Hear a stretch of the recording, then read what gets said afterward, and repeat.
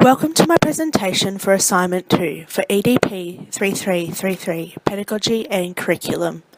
I will be aligning learning theory with my own personal pedagogical framework. As an educator, my personal philosophy is to create a safe and supportive environment for my students to learn and grow within. As a teacher, I believe we play a significant role in the lives of children as they grow and develop. We need to facilitate and provide opportunities for students to achieve and reach their potential through active and stimulating learning. My beliefs and values are that every child should have the opportunity to learn and value every child as a learner. All students are individuals and learn in different ways, in different settings, and at different rates. Learning is most effective when it involves active partnerships with parents, carers, peers, teachers, school, and community members. Communication is a key element to all learning within the classroom. Communicating enables students to plan activities independently, collaboratively, and work in teams and communicate their ideas. The classroom should also be an environment that the students feel safe and supported.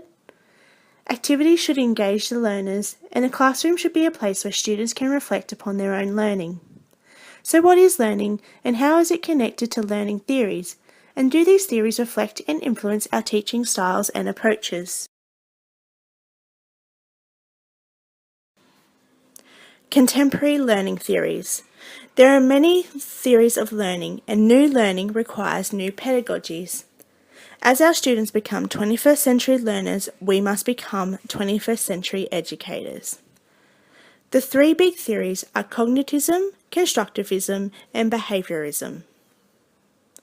Cognitivism.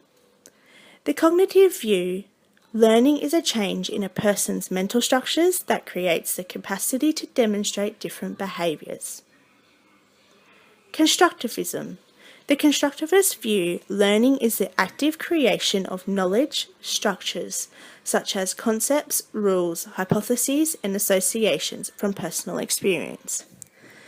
Behaviourism, an approach that regards directly observable events, stimuli and responses as an appropriate focus of study, and that views the development of behaviour as taking place through classical and operant conditioning.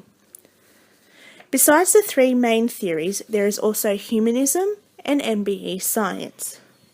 Humanism incorporates Maslow's hierarchy of needs, which incorporate self-actualization, esteem, love and belonging, safety, and psychological.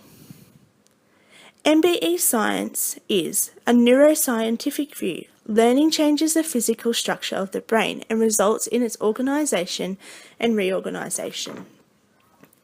Learning theories are based on our principles and what we believe. Everyone uses theories to influence their teaching, but there are many different types. Is there a right one to promote the best learning? Contemporary learning theories are how people learn, and this is evident. I've taken into consideration all of the contemporary learning theories and found the ones that most suit my teaching style.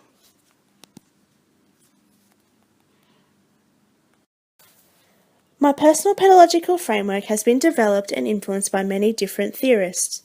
The theorists in which fit my personal philosophy are Maria Montessori, Jean Piaget, and Lev Vygotsky. Lev Vygotsky follows the social constructivism approach. While viewing children as active seekers of knowledge, he emphasized the profound effects of rich social and cultural context on their thinking. Vygotsky believed that children's learning takes place within a zone of proximal development, a range of tasks too difficult for the child to do alone, but possible with the help of adults and more skilled peers. Jean Piaget also followed the constructivism approach. Piaget viewed children as discovering or constructing virtually all knowledge about their world through their own activity. His theory is described as the constructivist approach to cognitive development. Maria Montessori also follows a constructivism approach. Montessori is a revolutionary method of observing and supporting the natural development of children. Montessori's educational practice helps children develop creativity, problem-solving, critical thinking, and time management skills. Care of the environment and each other. She prepares them to contribute to society and become fulfilled persons. The Montessori learning environment is much different than traditional methods. Both Piaget and Vygotsky accept individual differences and provide opportunities for children to be active participants, but Vygotsky in classrooms goes beyond independent discovery to promote assisted discovery. Maria Montessori is all about discovery, where children facilitate their own learning.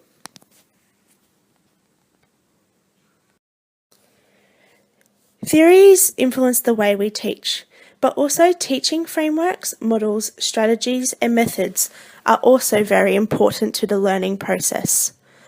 When I am teaching, some of the instructional models that I commonly use are the 5 E's: engage, explore, explain, elaborate, and evaluate.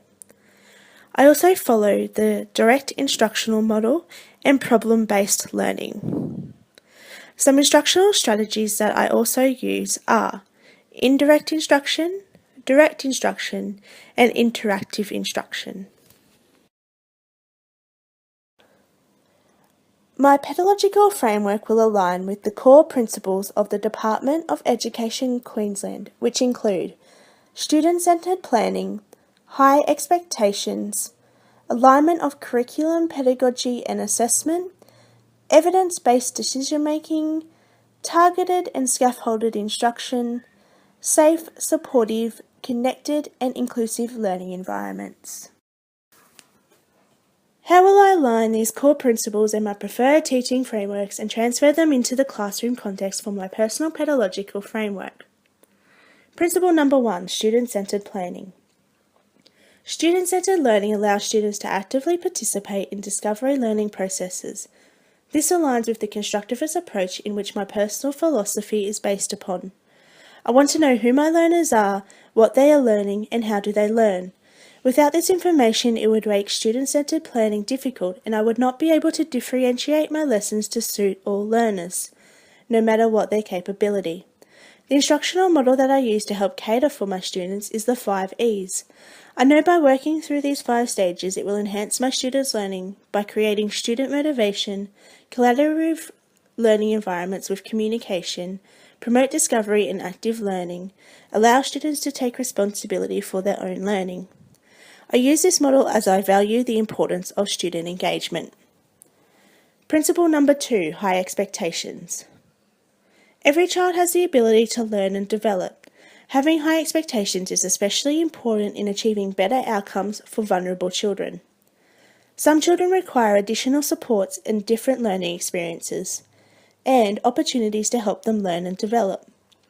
As an educator, it is important to ensure that every child experiences success and creates opportunities that encourage learners to reflect and set goals. By following the higher learning theory process of Bloom's taxonomy, this will allow students to reach objectives set and to reach their highest achievement and fulfill their potential. Principle number 3, alignment of curriculum, pedagogy and assessment. Attempts to enhance teaching needs to address the system as a whole, not simply add good components as new curriculum or methods. In designing an instructional system that supports the sort of outcomes the curriculum nominates, Cohen's idea of instructional alignment is useful. When curriculum and assessment methods are aligned, the results of instruction are massively improved. Effect sizes based on achievement tests have been reported up to 5 times greater in a non-aligned instruction. My personal pedagogical framework needs to create a sense of unity and be equal across the board between the curriculum, pedagogy and assessment. As teachers, we need to understand that planning, pedagogy and assessment are vital components of the classroom and need to make them adjustable for learners within the class. Principle number 4, evidence-based decision-making. It is an essential element to a successful classroom to collect data and evidence of student work and work completed as a teacher. This information is then used to create more efficient and better constructed lessons for the future. I would use both formative and summative assessment in order to guide my decision-making. Principle number 5, targeted and scaffolded instruction. By adjusting the support offered during a teaching session to fit a child's current level of performance, as the competence increases, the adult will gradually and sensitively withdraw support, turning responsibility over to the child. In Vygotsky's theory, zone of proximal development, He offers a range of tasks to students to undertake, normally of harder difficulty. This is when I would use scaffolding as part of my lessons. It is important to offer students cooperative learning opportunities to assist in their development. Principle number 6, safe, supportive, connected and inclusive learning environments. I believe the classroom should be a place where students feel welcome and safe. The classroom needs to be a place where the students are given the opportunity and freedom to explore, discover, cooperate, and create and become independent thinkers. Students work best when they feel safe and secure. It is clear that if an environment is not safe, supportive, and inclusive, then a student will feel disconnected. Environment is part of Montessori's method, so this links to her constructivist approach, where learning is affected by environment. Children are active learners and will learn from the environment if it offers appropriate stimuli to their development. Learning is guided by the children's development needs and flourishes when the children are given time and space to observe, explore, and investigate the environment and engage within it.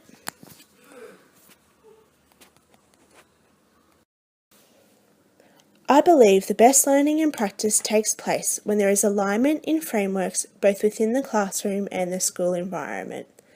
As a pre-service educator, I am only at the beginning of my journey, but believe that as time goes on, I will develop and adapt my personal pedagogical framework. Although my theories in which I incorporate into my current teaching associate with the constructivist approach, I may find as I develop as an educator that my learning and view may change or develop. I hope to incorporate effective teaching and learning strategies in order to enhance my students' development for lifelong learning.